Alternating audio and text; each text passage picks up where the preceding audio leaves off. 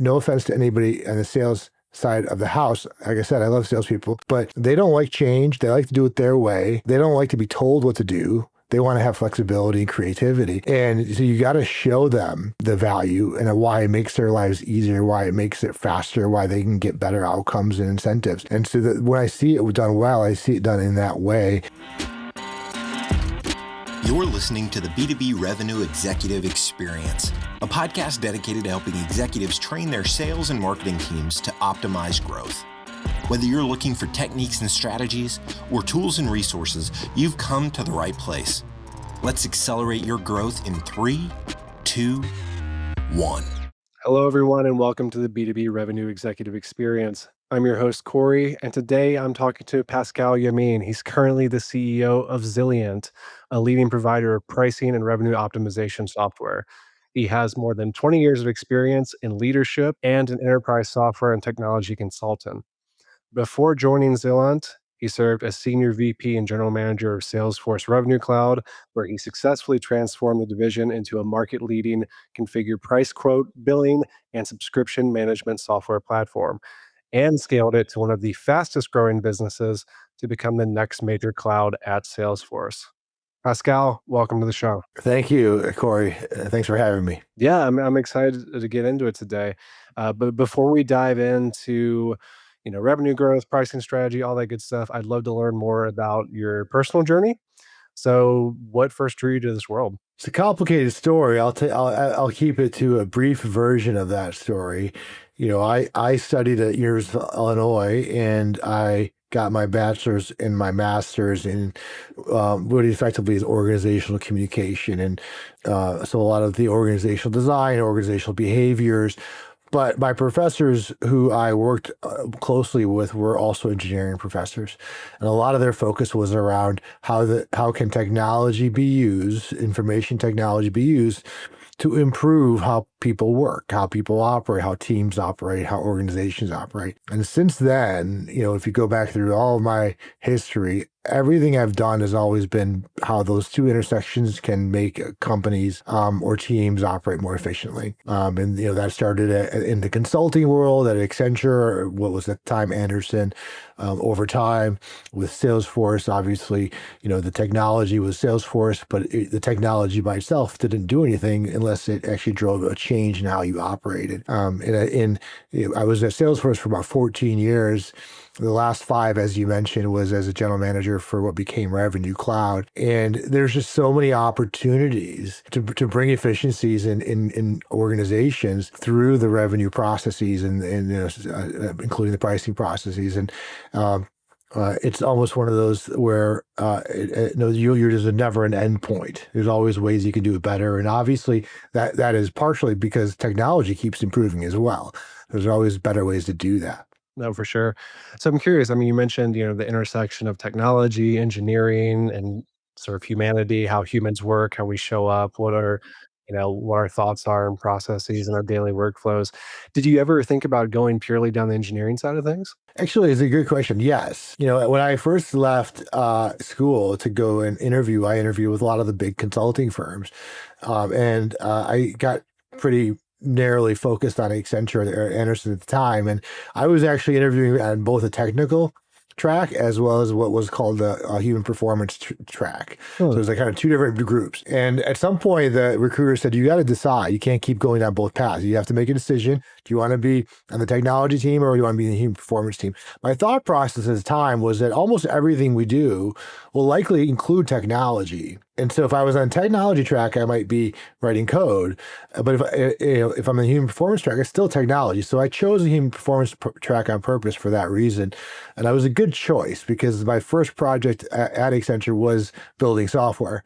And so I was probably doing 50% of my time was engineering related. That's intriguing. Okay. Yeah. Because that was going to be my next question. What was the moment? If you'd answered yes, what was the moment that split? But that's fascinating. You were literally interviewing at the same company for two Yeah. different tracks. Okay. Yeah. So to add a little bit more context to our discussion today, we're recording this in the end of January 2026, almost at 2025 still. That's telling you for how quickly things are moving, right? And I think over the last 18 months, certainly over the last 3 years, we've seen a lot of economic shifts, right? I think to the point where the word economic uncertainty was being thrown around so much in marketing and sales collateral that people just got sick of it and we stopped talking about it, even though it was still prevalent to some degree. Um, but obviously, you were at Salesforce where a lot of serious things went on, ups and downs, good times, bad times. So, I think you've seen a lot. So, how does the environment we're in at this moment compare to, where we were at maybe 10 years ago, maybe even back in 2008, 2009? How do you think it's similar and how it's different? As you mentioned, market uncertainty and volatility, those are things that people talk about a lot. But the reality is, if you go back, 4 or 5 years ago with COVID, that it was a similar, if different for different reasons and different drivers. You go back in time, you look at when the banking crisis. There's always market uncertainty and volatility. And yeah, there may be more frequent, more often, more. There's not as much time in between, I guess, is one way to say it. But that isn't it's nothing different. I think what's different today is that there's technology has gotten to the point where you can prepare yourself for it. You can do something about it as opposed to always looking reactively to it. And so it's not going to change. Meaning there's nobody who I've ever heard say it's going to stabilize. I mean, you might be a period of stabilization, but that's not going to last long, right? Something else will happen, some other event will happen, and so I think that it's now kind of the big difference I would say now is people have realized that they can't wait for this imaginary stabilization. It's not going to come. It's not going to happen, and they need to be prepared for it. And that's probably the biggest shift. Is I think that people have now either accepted it or at least starting to accept it. Yeah, yeah. No, I think that's a really good point. And history is cyclical in many ways, shapes, and form, Yeah. right? I mean, I was talking to, if you're familiar with Todd Capone, he came on the podcast a little while ago, and he was laying out a more terrifying scenario where he's like, "Hey, if you look at, if you look at the early 20s and where we're going, and you map that trajectory to where we were at COVID, I'm not saying we're going to end up in 1929. However," I was like, "Oh man, okay, all right." So I'm intriguing. You mentioned that now, a lot of people are looking at technology as something that can help us prepare for, the inevitable instability to kind of characterize where we're going in the next few years. What stands out to you as the technology that's really going to help people plan? It wouldn't be a podcast in 2026 if if the phrase AI didn't come up. Obviously, AI is not new. We've been using AI zillion for 25 years. But it's evolved a lot and it's a lot more powerful and it's a lot more accessible. And the use cases are a lot broader. So that certainly has helped significantly. The cost of technology, whether it be to support AI in that context, et cetera, has significantly shifted as well. So there's a lot more technology, but I think it's a really important point I want to make. Technology by itself doesn't do much. Everybody has probably created an open AI account or a Gemini account and played with it and tinkered with it and use it maybe, for fun. It doesn't make anything different or better. It's just a toy, right? At some point. And it's about the human behavior. So technology is an enabler, but it doesn't by itself solve a problem. The problem has to be solved through technology, through process changes or workflow changes to human behavior. Yeah, yeah, I can agree more. And I think to add to that, a lot of the times people don't understand the problem itself, what they're even trying to solve, right? We go about trying to throw AI at it. And yes, it's gonna enable you to exacerbate the problem a lot of the That's times, right. right? But if you're not Yeah. clear on what you're trying to solve, it's still a fundamental issue. Um, let's switch gears a little bit. Let's get into the main topic of the show, talking about, what do we do in the face of, supply chain costs, tightening margins, customers, saying things like, "I just don't have the budget for that," right? Pushing back at every moment where they can on pricing. And so if that's our environment still, why is it that so many companies kind of default to the, I'm going to hit you with a yearly price increase because of blah blah blah, or hey, if we close this by the end of the quarter, we can do 20% off, this kind of thing, which then tells the customer, the buyer, well, that was kind of there all along, right? So why do we still see those same approaches again and again? It's a great question, and it's probably an hour by itself of a topic. So I won't make that happen. By the way, it's part of why I came resilient. As a general manager of Revenue Cloud, we had thousands of customers who bought CPQ so they can create quotes. And we oftentimes joke and say CPQ is really CDQ, so configure discount quote. But we had billing, we had a lot of the capabilities, but what we didn't have was a pricing solution. Now, a CPQ can deliver a price, but it isn't a price. It isn't a pricing strategy or price management tool. And what we kept seeing is companies going through these transformations, and they just didn't have anything to solve that problem, that P problem. And what's fascinating about pricing, and if you think about it, any organization, pick any industry you want, let's just say a distributor, who owns pricing? You could ask 10 people and 10 different distributors and you'll get 10 different answers, right? Marketing thinks about pricing in the context of the brand, right? Walmart's everyday low price, or you think about the Louis Vuitton. It's a very relevant to the way the brand is. If they change their price, it impacts their brand. Obviously, finance is the obvious choice. People think about finance and pricing because of margins and their financial plan. Certainly, sales. It touches everybody in an organization, frankly, and because it touches everybody, it makes it harder, right? Because then making a change to the strategy means that you need to get alignment. Making a change to the process means you need to get alignment. And what we typically find is, because it's so hard, people have their own strategies, and you have salespeople over discounting, right? Salespeople, I love salespeople. I've worked with a lot of them over the years. They are fear driven. Right? Some people say they're incentive driven. Well, they're fear driven. Their fear may be to lose their incentive, but they discount because of fear. I'm worried I'm going to lose a deal, so I'm going to get discounted more. And they may be right, they may be wrong, but the point is that that's the basis. They would never admit it to that. And so you see those types of like reactive price changes in that context that you describe, like end of year deal, 20% off, 30% off. It's like a Hail Mary to save a deal, right? So you see that, and you look at that across functions, and you realize that unless there's a unified pricing strategy that is not just a big complicated Excel file, but it actually end-to-end strategy that is aligned from the product, the marketing, finance, sales, et cetera, you're going to have those types of situations. More often than not, what we see is we ended a quarter, or we ended the fiscal year, and well, we had a big margin hit. What do we do?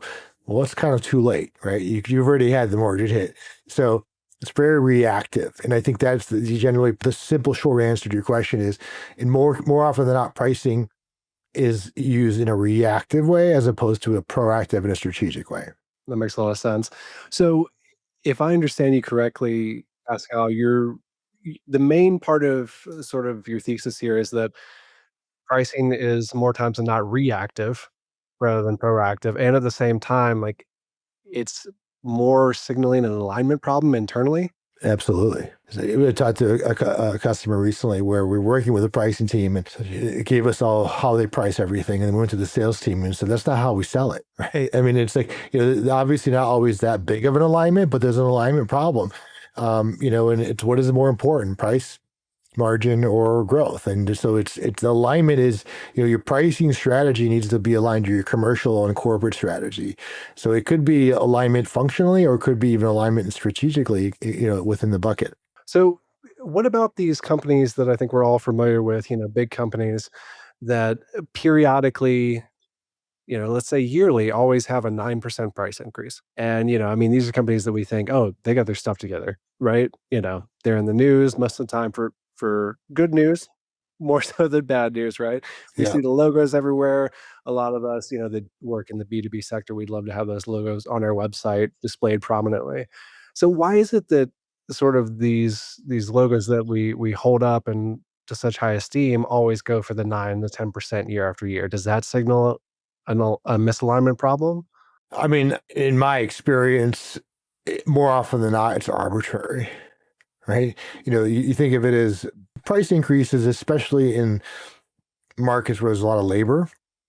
It could be aligned with inflation, right? So if I'm a services provider, my cost for employees continues to goes up because the inflation goes up and, people get promoted, all that kind of stuff. So there are some real drivers as to why price goes up. But, oftentimes you reference 9-10%. To me, it's just more of a number that's negotiable, and more often than not, it's negotiable. And a lot of that is really around the willingness to pay. When people do it blindly and rigidly, at some point you're going to get to the point where people say, "Okay, I should look at alternatives." Where they do well, it's like they may have that as like we have the right to increase it, but they're going to look at every situation uniquely and say, for that customer, maybe in this specific region where we're doing okay, but we're getting beat by a competitor, we may want to be a little bit less lenient. Having the ability for a company to think strategically around how to apply that, and maybe not equally, not evenly across all their product areas or segments, an example of like being strategic about it as opposed to just being reactive and just, depending on a flat rate across the board. No, I think you're absolutely right. I mean, I do want to get into that as how we can move away from the one size fits all approach because I feel like that's Mm. going to be key. At the same time, I want to dive a little bit deeper on that point of using the 9-10% yearly increase as a negotiation tactic, as something like, okay, here's my starting point, and I'm going here. I'm expecting to come down. So I guess my biggest question around that is why the song and dance? If we're assuming our buyers are as intelligent as we are, right? And that they've been around the block a couple times. If they're in these roles, these buying roles, odds are it's not their first purchase at that level.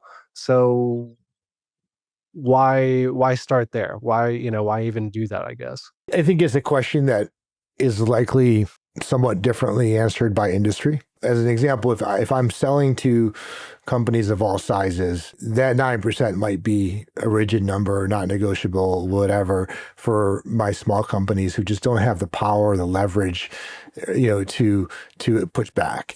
And so whereas as opposed to my largest customers who may make a small number of customers, but a larger percentage of my revenue, you're going to see a lot more of what you're describing, where there's a little bit of negotiation, a little bit of pushback. And that's more common in most industries that sell to a variety of segments. And it doesn't just mean segments. It also could be markets like geographies or whatever, emerging markets. But again, I think people have to understand there is inflation. There are reasons for cost increases. Again, not only labor, right? It could be for other reasons. And then the question is, what is the right amount? I agree with you. 9 to 10% seems to be the most common number I hear. Usually 9. I think 10 tends to be a little, just because it's double digits. But it'd be a good question to understand and research, which is on average, what is the actual increase? If 9 is what we strive for, what is the actual increase?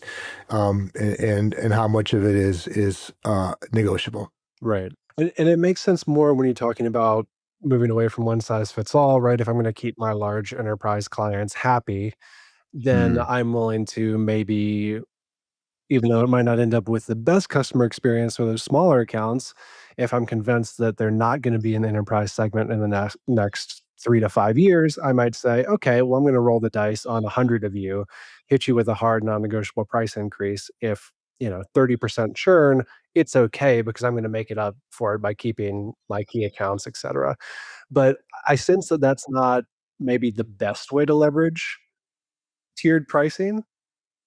So can you kind of walk us through like we move away from one size fits all, really where should we go? Yeah, I mean, look, most for-profit companies have two metrics that are really important: revenue and margin. And obviously there's a lot of other things in between. The goal that we want our customers to be able to do is to be able to have the ability to, at a granular level, market by market, segment by segment, product by to make a decision.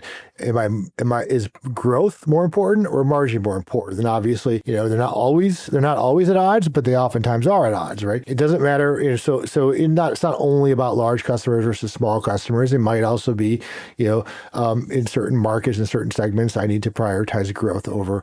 And so it's a complex capability, and without the right tools, it's really hard to do that. At least not to do that at scale and with a distributed workforce and customers around the world. One thing that I would say is really common is to understand value, right? We hear a lot about value-based pricing. And so ultimately, if a company really understands what value-based pricing is and could be for their customers, it becomes less around the 9%. It's just really because it becomes around, am I still creating enough value for my customers? And the 9% becomes irrelevant, right?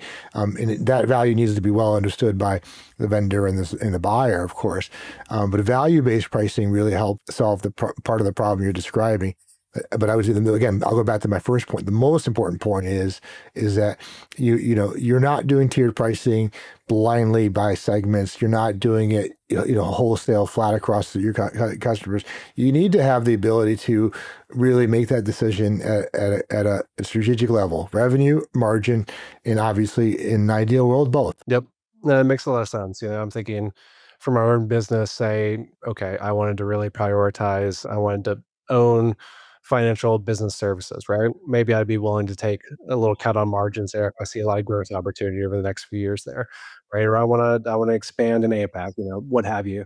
But what is the data that I should be, kind of collecting, and what are the tools I should be looking at as a revenue leader if I'm bought in on this strategy and I want to move forward or do some experiments around it? Yeah, I mean, there's a lot of data. Data obviously is helpful, and by itself, it gives you information.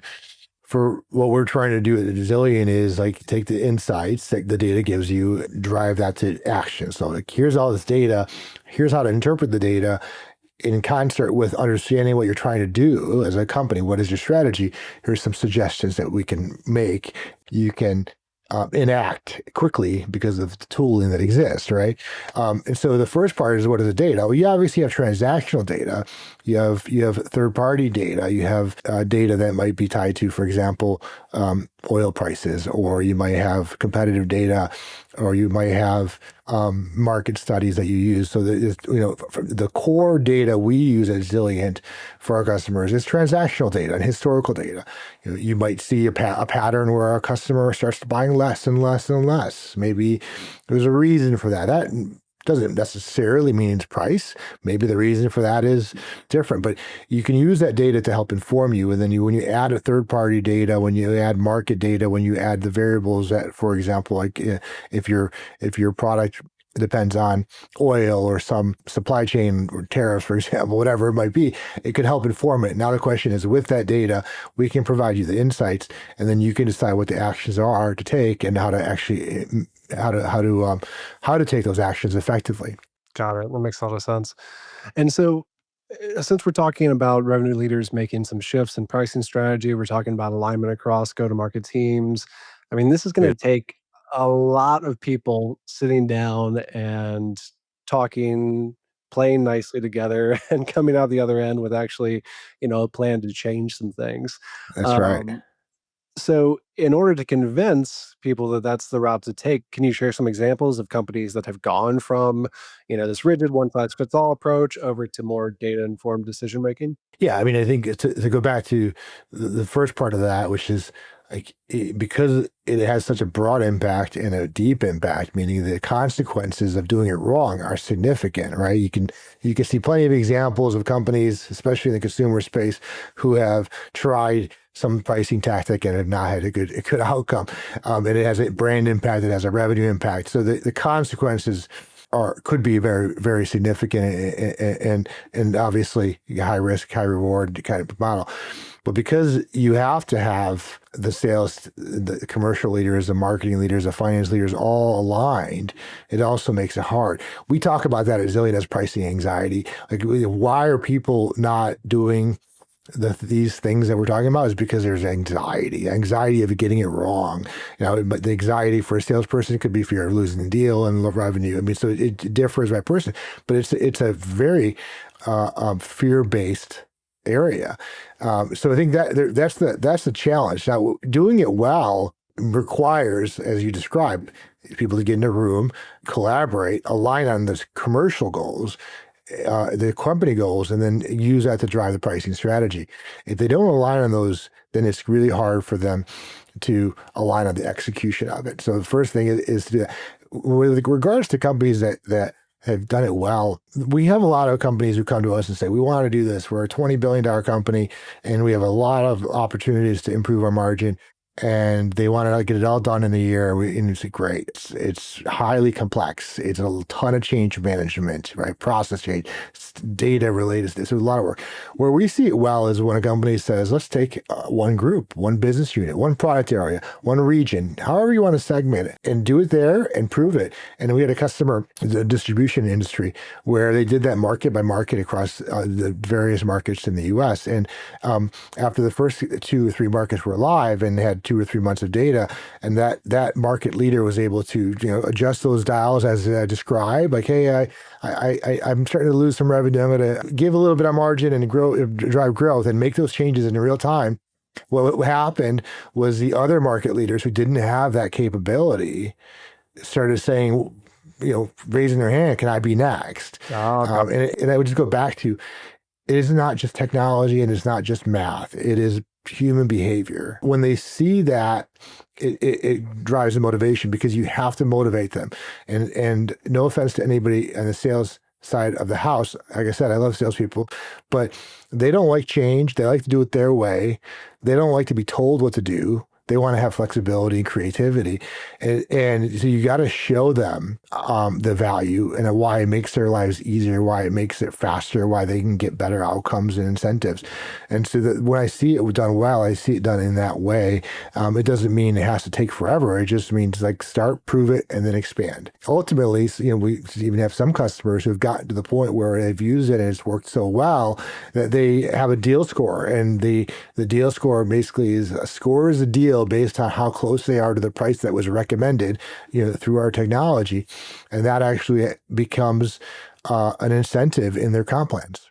I like it. I think that you mentioned that we're, afraid of change, right? Afraid of change, and we all want to, particularly, you touched on salespeople wanting to do things their own way, and I'd argue that that's all of us to a certain It's extent, true, right? true. And also, I love the example you shared so much because it was a way into a company and a way to stand up one group against other groups, but not in a threatening way. And I think that's key because a lot of times when people come in to stand up initiatives against each other, it's automatically a win-loss scenario, right?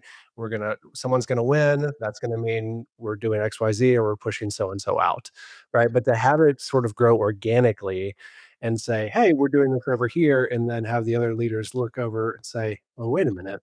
I want what she's doing. Why is her team so much more successful than mine, right? And to get that buy-in, and then I feel like it's much more organic and easier way to spread throughout the account. So, no, I think it's a fantastic example. Yeah, another really important part of that is, obviously Zillion has been using AI for a long time, starting in the early 2000s with machine learning as part of our optimization engine. Now we've, of course, expanded our AI with, Gen AI and GPTs, but it still is AI, and AI still requires training, right? Whether it be, it's obviously evolved a lot. So the other important benefit of what I just described is you will never create a model that is right.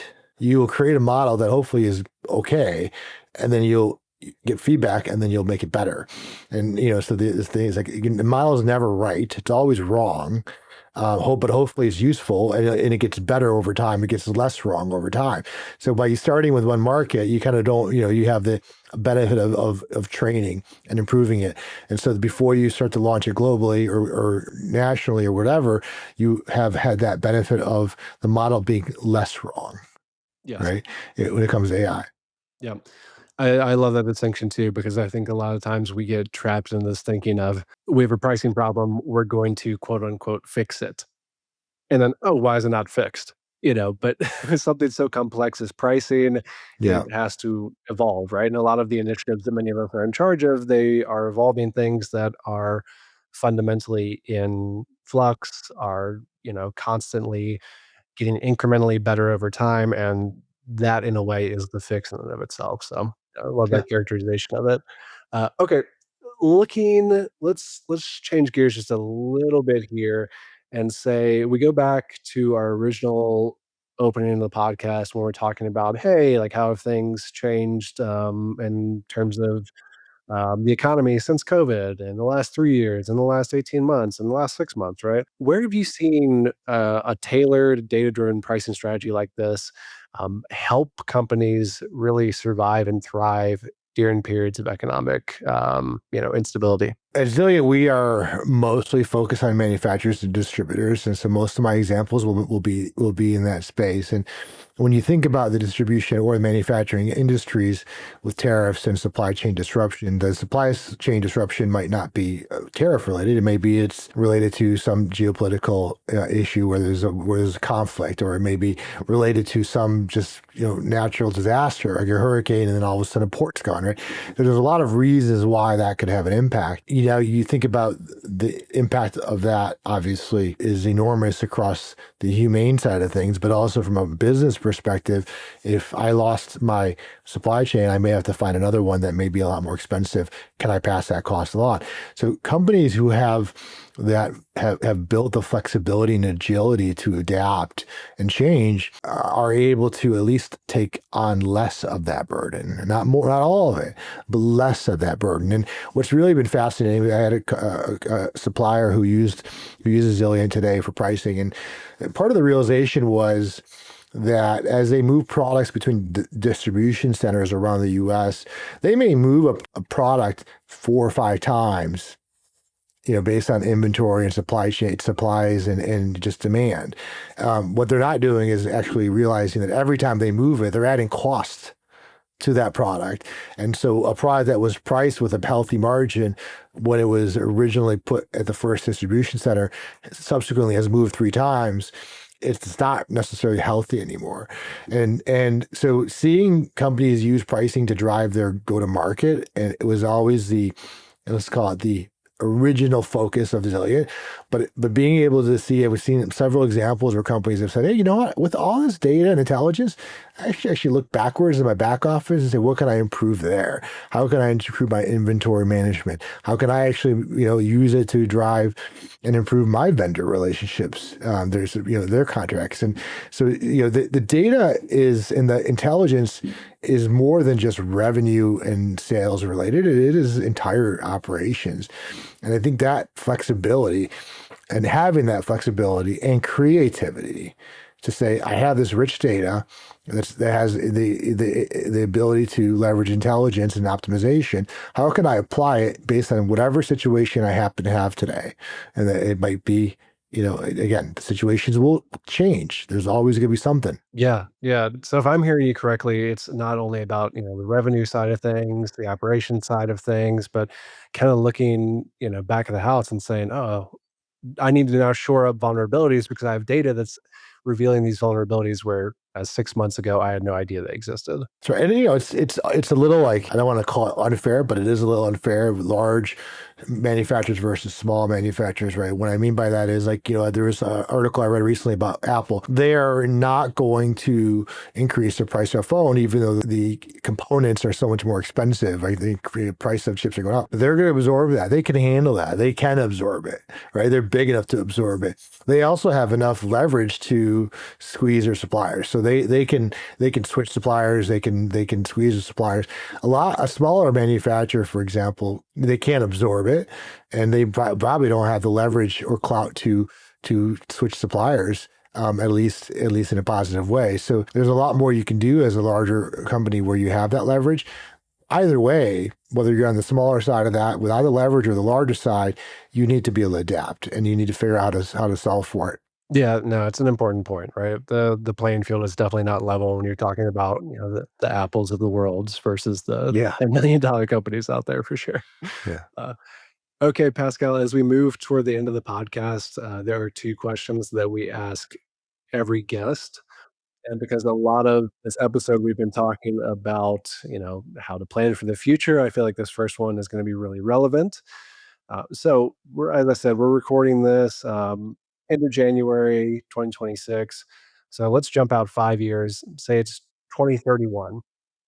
So what shift will we see in the marketplace then in terms of, pricing strategy, that not a lot of people are talking about right now that, we don't really see coming maybe? I think that trust is a really important topic when it comes to pricing, whether it be the salesperson trusting the price that they get from the pricing team, or the customer trusting the price they get from the vendor as a consumer, whatever it is, or it's the pricing team itself trusting the results of an optimization engine like Zillion. And so we talk a lot about you use Zillion to identify insights that can provide suggested actions. And I'm saying the word suggested on purpose. I think that, if you're in a real world example, our Gen AI capabilities can evaluate everything, all the data, and say, hey, we're seeing a pattern. Here are some things you should consider doing. And it's up to the pricing analyst, the pricing manager, or the product manager, the category manager, the sales leader to look at those and decide yes or no to those, right? Should I do them or should I not do them? I think over the next few years, as trust in AI improves, you'll start to see that actually do insights directly to the action, automation. So, a lot of times we see AI as augmenting and it makes me smarter, makes me look smarter, makes me feel smarter. It gives me some suggestions, maybe a starting point, but I'm still going to be a person going to actually make the changes. And so I think that across a lot of spaces, not just pricing, but especially pricing, we see companies will start to trust it more, and those allow it to actually not just identify the insights, identify the possible actions, but actually act on those actions automatically, and that becomes a real powerful capability because it doesn't require somebody in between. There's instant opportunity there. So that would be the number one, I would say. And again, we think of it as insights to action. Now the question is insights to actual change. Right. Yep. No, that's an excellent answer. I think we're going to get there. I think we're going to get there, or we're going to go wildly in the other direction. I don't really see us in a different scenario. We're starting to already see that behavior in certain spaces, like using AI for customer support, where it could actually, automatically provide the action or make the changes or whatever. Again, I think it's the technology is there. The question is all trust. I'll go back to trust. And so you said 2030, I think, is the timeline you gave me. So, it takes time to earn trust from a person, let alone a machine. Yeah, exactly. Yeah. Okay. And our final question is, Pascal, if you were going to go back 5, 10, maybe even 15 years and give one piece of career advice to your younger self, what would it be and why? Listen more. I think we could probably all say, man, I remember John Smith telling me this 20 years ago. I should have listened, right? So it's maybe not even just listening, but it's also maybe actually, being more open-minded on some things, whether it be personal, career, whatever it might be. You hear a lot of things, and you just sometimes you just put those like barriers on, and it doesn't mean I would have done anything differently, but at least I would have had more openness there. And I always think of curiosity as a very important personality trait, but curiosity is just listening and hearing, but not necessarily making a change. So I think that would be my feedback to myself. Yep. Yep. No, I think it's excellent advice. All right. So that kind of wraps everything up. Pascal, thank you so much for joining us. If people want to learn more about you, more about Zillion, where should they go? Well, Zillion.com is our site. Obviously, I'm on LinkedIn as well. I'm very engaged in LinkedIn.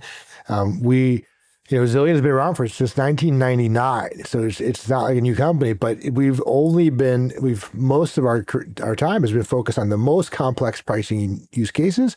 And what we just launched recently was our newest product, which is intended to be for less mature. So like not everybody can do the really complex stuff, and that's okay.